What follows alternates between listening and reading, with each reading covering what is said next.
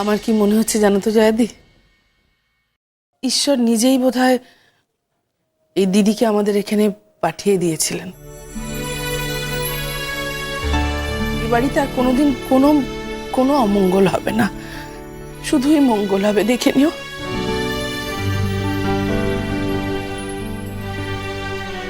না বৌদি, আমিও এই বাড়িতে এসেছিলাম প্রতিশোধ নিতে।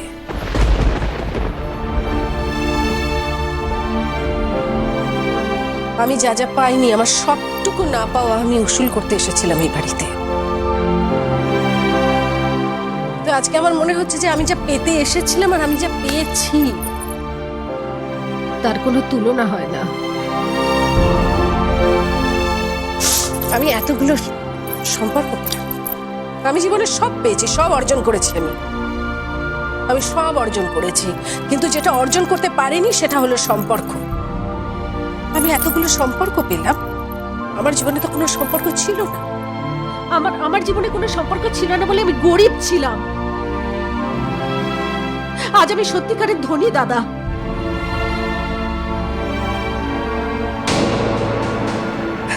কি হবে আমার সম্পত্তি নিয়ে?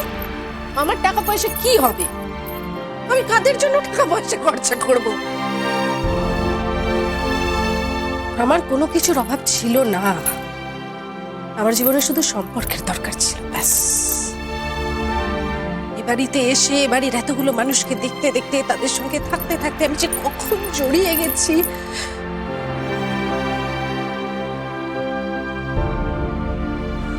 পিসিমণি, তুমি কখনো আমাদের বাড়ি ছেড়ে চলে যাবে না তো? কোথায় যাবে শুনি? যেতে দিলে তো যাবে। ডাক্তার দেখি ওর কত বড় সাহস, ও বড় দাদা বড় বৌদির কথা অমান্য করে এ বাড়ি থেকে চাকু দেখি। আজ এই মুহূর্তে তুতুলকে খুব মিস করছি জানো পিসিমণি। ও জানলে খুব খুশি হতো জানো বাবা। আমাকে যে বাড়িতে সব থেকে আগে অ্যাকসেপ্ট করেছে সেটা তো তুতুল আর পায়েল। তুতুল তো আমার পরিচয় না জেনেই আমাকে ওর পিসিমণি বানিয়ে নিয়েছে আয়ুষ। তোমার তো মা বেঁচে আছেন, আর আমি যতদূর জানি তিনি যথেষ্ট রোজগেরে। তাহলে সমস্ত দায়টা তুমি বাবার ওপর না চাপিয়ে মায়ের ওপরে তো দিতে পারতে অপরূপা। আমি জানি না, আমি জাস্ট জানি না যে এই সমস্ত কেলেঙ্কারির কথা আমার ছেলে মেয়েগুলো জানলে কি বলবে। ছি ছি ছি ছি ছি ছি ছি। কোনো কেলেঙ্কারি কি তোমার কেলেঙ্কারিকে ছি করতে পারে কুহেলি? কি? তুমি নিশ্চয়ই এটুকু বুঝেছো এতদিনে যে আমি ছেড়ে দেওয়ার লোক নই। হ্যাঁ, আর তোমাকেও কিন্তু আমি ছেড়ে দিয়ে চলে যাব না। তাই আমার কেলেঙ্কারির বিচার না করে নিজের কেলেঙ্কারিগুলো নিয়ে ভাবো। কি করে তুমি নিজেকে সামলাবে সেটা তুমি ভেবে নাও।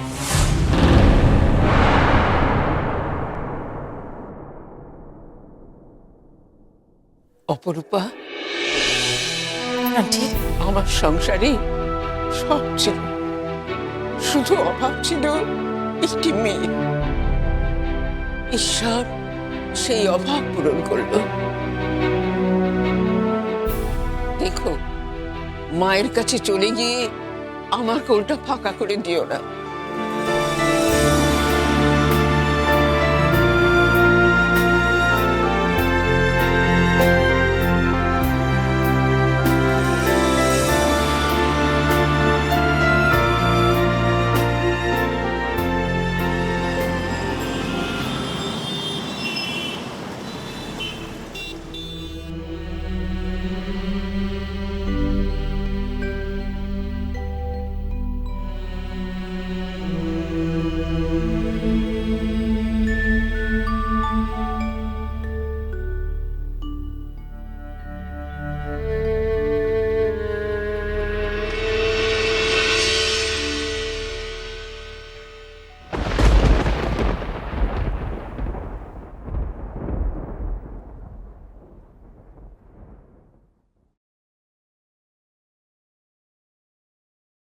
তুতুল,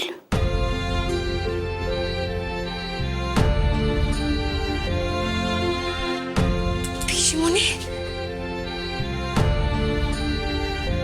আজ তোমার ডাকটা সার্থক হলো তুতুল।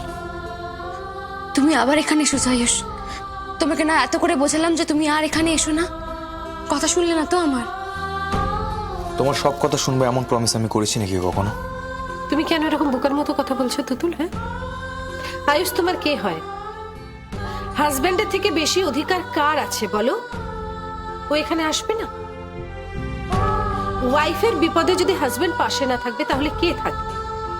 ওর অধিকার সব থেকে বেশি। আজকে যদি ওর এরকম বিপদ হতো আর ও যদি তোমাকে আসতে বারণ করতো তাহলে তুমি কি করতে? আসতে না? কিন্তু পিসিমণি তুমি জানো না যে ও খাওয়া দাওয়া একদম ছেড়ে দিয়েছে, চেহারা কি হাল হয়েছে দেখো। তারপর এখানে আমাকে দেখেও তো আরো কষ্ট পাবে। আর তাই ও আমাকে আসতে বারণ করছে। বুঝতে পেরেছো পিসমণি ওর বুদ্ধিটা কতটা? আয়ুষ, ভালোবাসলে মানুষের বুদ্ধি শুদ্ধি সব লোপ পেয়ে যায়। ও তোমাকে এতই ভালোবাসে যে কি করে তুমি ভালো থাকবে সেটা বলতে গিয়ে সব ভুলভাল কথা বলে ফেলেছে।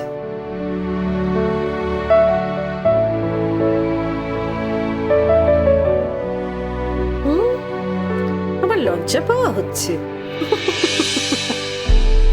কিন্তু পিসিমণি তুমি আমাদের কাউকে কিছু না জানিয়ে কোথায় চলে গিয়েছিলে?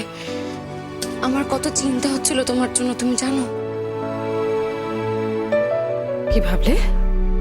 যে আমাদের এরকম বিপদে ফেলে দিয়ে পিসিমণি পালিয়ে গেল, তাই না? না, আমি কখনো তা ভাবিনি। তাহলে কি ভাবলে? আমার তো তোমার জন্য অনেক চিন্তা হচ্ছিল পিসিমণি। বাড়ি এরকম একটা যুদ্ধ শুরু হচ্ছে,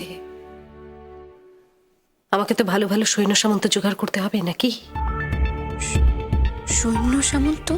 বারে, তোমার হয়ে যারা লড়াই করবে, যাদের লড়াইয়ে খুব নাম ডাক, তোমার জন্য মরিয়া হয়ে যারা সত্যিটাকে খুঁজে বের করবে, সেরকম মানুষ তো আমার চাই।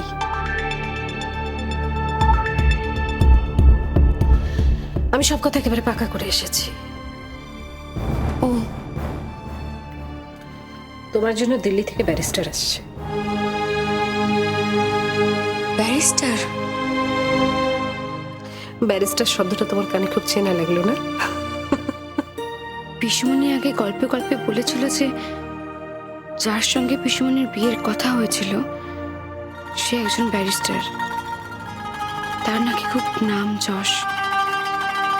এখন কি তার কথা বলছে পিসিমণি? পিসিমণির মুখে ব্যারিস্টারের কথা শুনে তুতুল ওরকম চমকে উঠলো কেন? ঠিক গেস করছো, ঠিক গেস করছো। আমার প্রিয় ব্যারিস্টারকে আমি তোমার জন্য অ্যাপয়েন্ট করেছি। পিসিমণি, তুমি চমকাচ্ছ কেন? একজন প্রফেশনালকে একটা প্রফেশনাল অ্যাপ্রোচ করা হয়েছে, এর মধ্যে তো ভুল কিছু নেই। আমি তোমাদের কথা কিছু বুঝতে পারছি না পিসমণি। তুমি আমাদের কথা একদম বোঝার চেষ্টা করো না আয়ুষ। তোমার বউয়ের সঙ্গে আমার একটা আলাদা কথার ঝাঁপি আছে, তাই না তুতুল? হ্যাঁ, আমরা মাঝে মধ্যে সেই ঝাঁপিটা খুলে বসে দুজনে খুব কথা বলে নিই, তারপর আমি ঝাঁপিতে কথাগুলো তুলে আবার আমার মতো করে রেখে দিই। আচ্ছা বেশ, আমি তোমাদের কথা বোঝার চেষ্টা করছি না, কিন্তু পিসমণি আমি তুতুলকে একটা কথা বললাম, ও বোধহয় সেটা মিস করে গেছে। স্বাভাবিক, আসলে ও এখন খুব ভ্যাবাচাকা খেয়ে গেছে, তাই না? কত আকাশ পাতাল কত রকমের কথা ভাবছে, তাই না তুতুল? পিসিমণি বলো। বলছি, ব্যারিস্টারের সঙ্গে তুমি দেখা করেছো? আমি গেলে যদি উনি কেসটা না নেন, তাই ব্রিফটা আমি অন্য একজনকে দিয়ে পাঠিয়েছি। উনি কেসটা নেবেন বলেছেন, কলকাতায় আসছেন। আমি একটা ফোন করব, করে একটা অ্যাপয়েন্টমেন্ট নেব, তারপর যখন আমাকে দেখা করতে বলবে তখন আমি গিয়ে দেখা করব। কিন্তু পিসিমণি, দুটোর মানুষটা যেরকমই হোক, ওর মতো ব্যারিস্টার খুব কম আছে। I need assurance. টাকা পয়সা একটু বেশি খরচা হবে, কিন্তু আমি চাই যে কেসটা উনিই করুক, যাতে তোমাদের দুজনের জীবন থেকে মধুশ্রী নামটা মুছে যায়, আর কেউ কোনোদিন তোমাদের বিপদে না ফেলতে পারে।